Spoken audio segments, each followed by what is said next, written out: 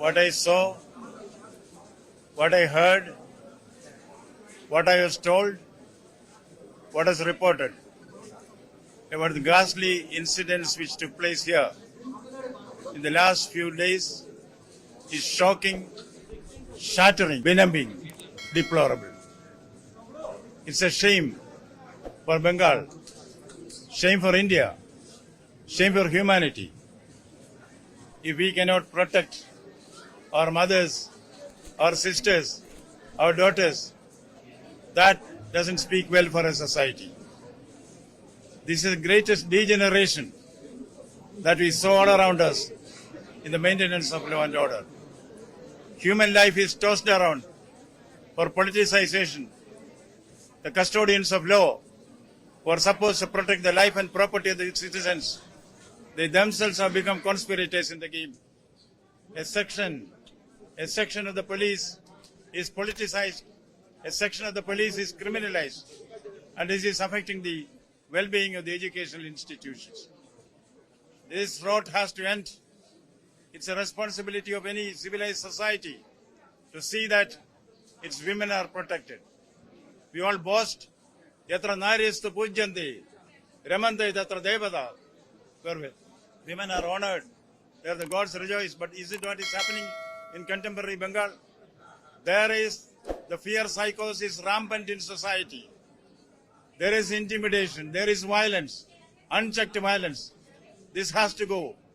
It is a reflection of this rot that has resulted in the cold hands of death snatching away the living, vibrant and dynamic personality of a young lady doctor.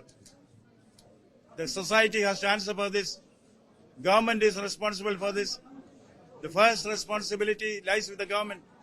What other stakeholders also have to come here? The law has to come in force. What the youngsters are asking is very just. They say we want justice. They want security.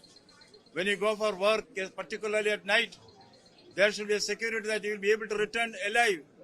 That security is not here in Bengal. This shows the decadence of law and order in Bengali society. Contemporary society in Bengal, contemporary policing in Bengal, not only leaves much room for improvement, it brings shame to the entire humanity that their young girls are not protected. We cannot allow this bloodbath anymore. Yes, it is nothing but bloodbath which is going on there. Society has to come together, work together, and see that this kind of atrocities is stemmed in the bud. We can never allow this. We cannot tolerate this sitting idle. Now, some facts which I would like to present before you. I would request the youngsters, what is their demand? Their demand is very simple. Let them themselves say. See, they are the youngsters. They are the promises of the future. They are the doctors. Let us hear to them. Their voice is to be heard. Their voice is what matters in the contemporary context. Let them speak for themselves.